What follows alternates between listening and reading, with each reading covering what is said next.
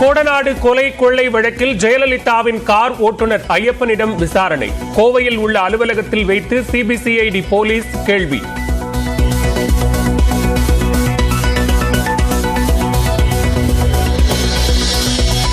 கோவை மாவட்டத்தில் சட்டவிரோதமாக செயல்படும் சீல் வைக்கப்பட்ட செங்கல் சூளைகள். இரவில் ஜெனரேட்டர் மூலம் செங்கல் உற்பத்தி செய்யும் பிரத்யேக காட்சிகள்.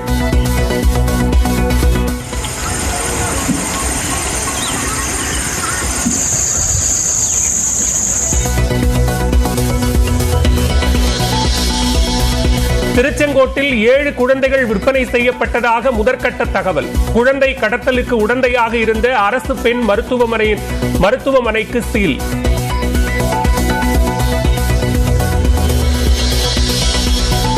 முற்றிலும் வறண்ட நிலையில் காணப்படும் வீராணம் ஏரி. நெல் பயிரிட்டுள்ள விவசாயிகள் கவலை.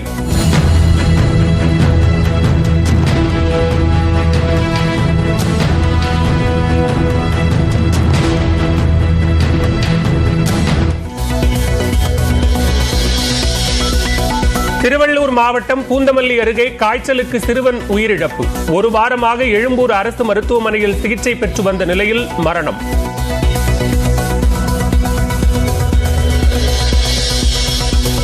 அதிமுக உருவானதன் 52வது ஆண்டு தொடக்க விழா.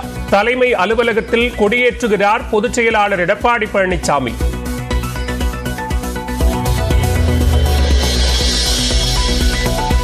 ஐப்பசி மாத பூஜைக்காக சபரிமலை ஐயப்பன் கோயிலில் இன்று மாலை நடை திறப்பு. நாளை முதல் 5 நாட்கள் பக்தர்களுக்கு அனுமதி.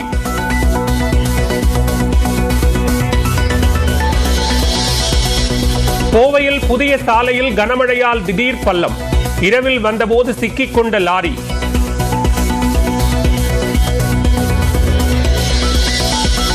ஹமாஸ் அமைப்பு தாக்குதல் நடத்தி வரும் நிலையில் நாளை இஸ்ரேல் செல்கிறார் அமெரிக்க அதிபர் ஜோ பைடன். பொதுமக்கள் உயிரிழப்புகளை குறைக்கும் வகையிலான தாக்குதல் திட்டங்கள் குறித்து கேட்டறிகிறார்.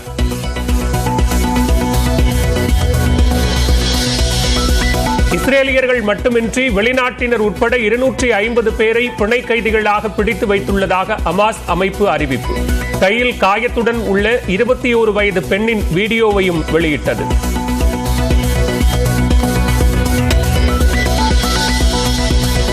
சிவகங்கை மாவட்டம் திருபுவனத்தில் களை கட்டிய கால்நடை சந்தை. ஆடுகளின் விலை கிடுகிடு உயர்வு.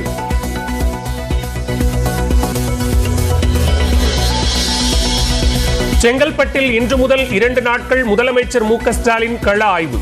சென்னை, காஞ்சிபுரம், திருவள்ளூர் உட்பட 4 மாவட்டங்களின் சட்டம் ஒழுங்கு மற்றும் வளர்ச்சி பணிகள் குறித்து ஆலோசிக்கிறார்.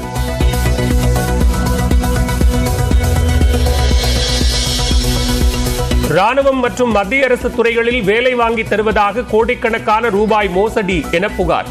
முன்னாள் ராணுவ வீரர்கள் 2 கைது.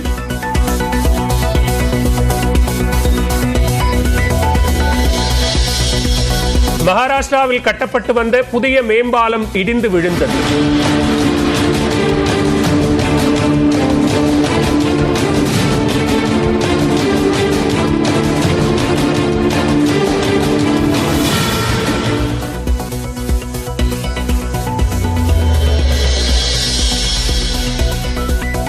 பெல்ஜியத்தில் கால்பந்து மைதானம் அருகே 2 சுட்டுக் கொலை.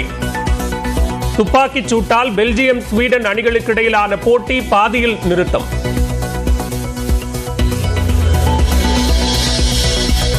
உலகக்கோப்பை கிரிக்கெட்டில் இன்று நெதர்லாந்து அணியை எதிர்கொள்கிறது தென்னாப்பிரிக்கா. தரம்சாலாவில் பகல் 2 மணிக்கு போட்டி தொடக்கம்.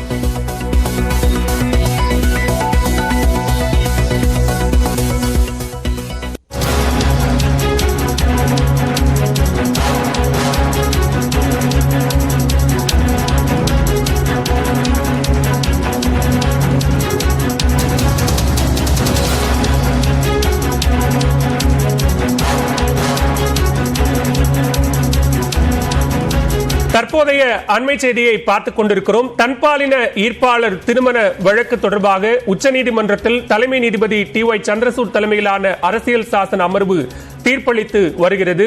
தன்பாலின ஈர்ப்பாளர் திருமணத்திற்கான அங்கீகாரம் கோரிய வழக்கில் 4 தீர்ப்புகள் வழங்கப்படுகின்றன. இத்தொடர்பான அண்மை செய்தியை பார்த்துக் கொண்டிருக்கிறோம். ஏற்கனவே வழக்கு விசாரணை நடைபெற்று முடிந்து தீர்ப்பு ஒத்திவைக்கப்பட்டிருந்த நிலையில் தலைமை நீதிபதி TY சந்திரசூட் தலைமையிலான அரசியல் சாசன அமர்வு தற்போது தீர்ப்பு வழங்கி வருகிறது. அந்த வகையில் தன்பாலின ஈர்ப்பாளர் திருமணத்திற்கான அங்கீகாரம் கோரிய வழக்கில் 4 தீர்ப்புகள் வழங்கப்படுகின்றன. Have attained the social and legal significance it currently has if the state had not regulated through law.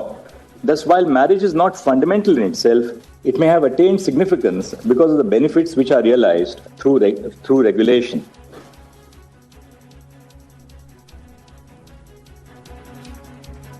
If the court finds that a provision is contrary to Part 3 of the Constitution, it shall declare that it is void, or read it down by deleting phrases, or read words in by adding or substituting phrases to save it from being declared void.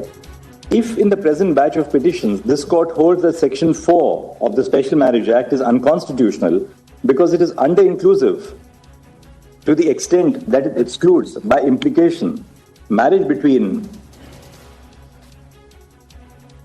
same-sex couples, the court would either strike down Section 4 of the SMA or follow the workability model submitted by the petitioners. If the court follows the first approach, the purpose of a progressive legislation such as the SMA would be lost. The SMA was enacted to enable persons of different religions and castes to marry. If the SMA is held void for excluding same-sex couples, it would take India back to the pre-independence era, where two persons of different religions and castes were unable to celebrate love in the form of marriage. Such a judicial verdict would not only have the effect of taking the nation back to the era when it was clothed in social inequality and religious intolerance, would also push the courts to choose between eradicating one form of discrimination and prejudice at the cost of permitting another. If this court takes the second approach and reads words into the provisions of the SMA and provisions of other allied laws such as the Indian Succession Act and Hindu Succession Act, it would in effect be entering into the realm of the legislature. The submissions of the petitioners indicate that this court would be required to extensively read words into numerous provisions of the Special Marriage Act and other allied laws. The court is not equipped to undertake an exercise of such wide amplitude because of its institutional limitations. This court would in effect be redrafting the laws in the garb of reading words into the provisions. It is straight law that judicial legislation is impermissible. The conscience of the courts usually first determine whether if the law is unconstitutional and then proceed to decide on the relief.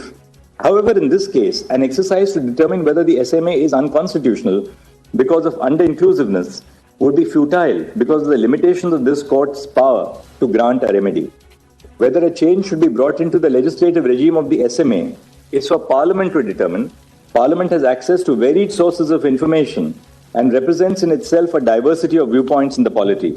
The court, in the exercise of the power of judicial review, must be careful not to tread into the legislative domain.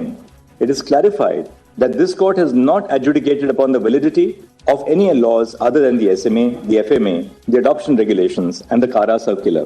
Page 153 पे correction था.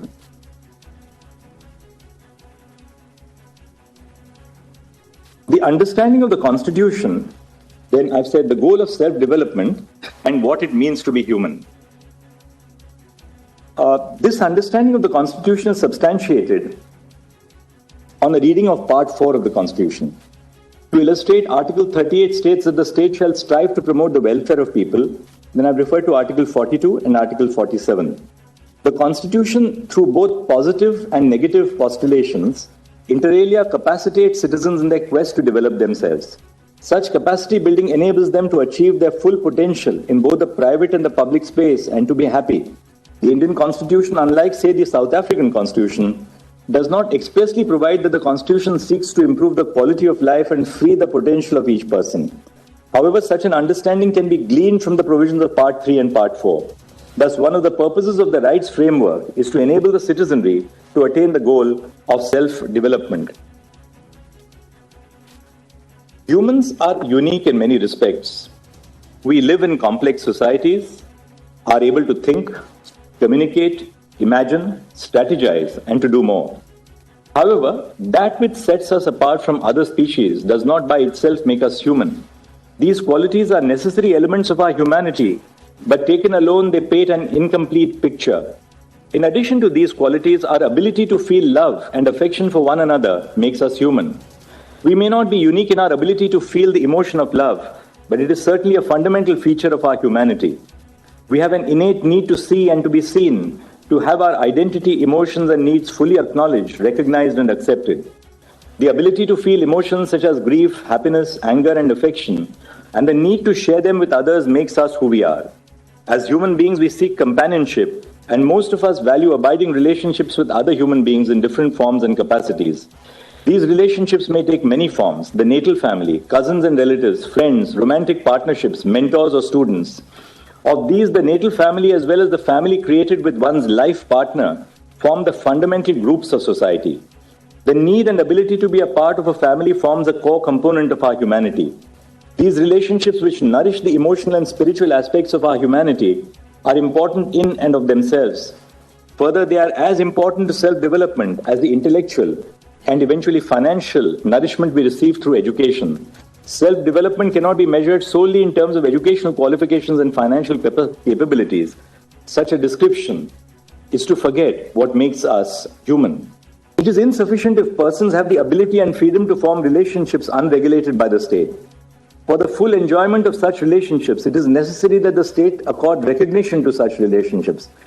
Thus, the right to enter into a union includes the right to associate with a partner of one's choice, according recognition to the association, and ensuring that there is no denial of access to basic goods or services, which is crucial to achieve the goal of self-development.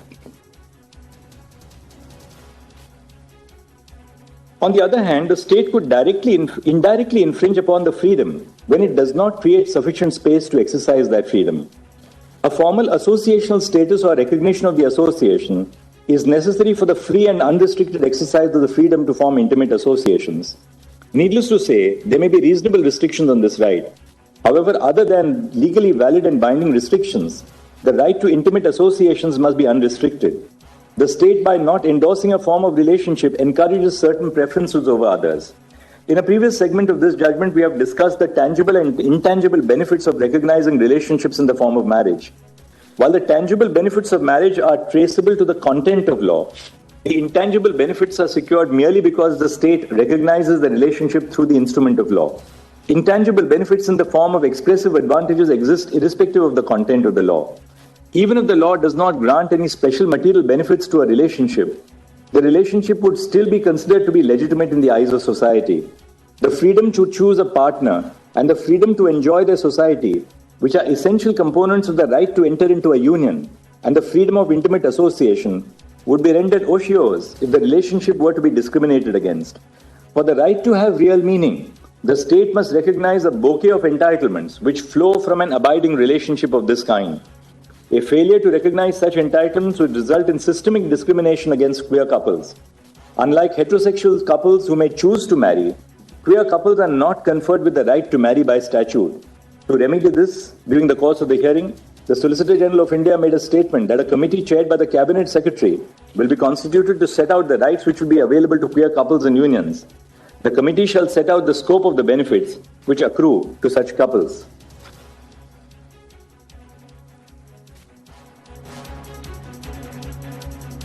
I've traced the right to form unions through a variety of provisions of the Constitution, and I'll refer to Article 19(1)(e) among other things. Citizens of India have the right to settle in any part of the territory of India in terms of Article 19(1)(e). They, like all other citizens, may exercise this right in two ways. First, they may build their lives in a place of their choosing in accordance with law, either by themselves or with their partner. They may reside in that place permanently, subject to other reasonable restrictions, including those intended to protect the rights of tribal communities. This right is uniquely significant to persecuted groups, such as queer persons, intercaste couples, or interfaith couples, who migrate from their hometowns to other places in the country, including cities. And second, they may settle down with another person by entering into a lasting relationship with them. In fact, this mode of the exercise of the right under Article 19(1)(e) is encompassed by the first mode, because to many people, building a life includes choosing their life partner. Hence, the right to enter into a union is also grounded in Article 19(1)(e). Article 21 is available to all persons, including queer persons.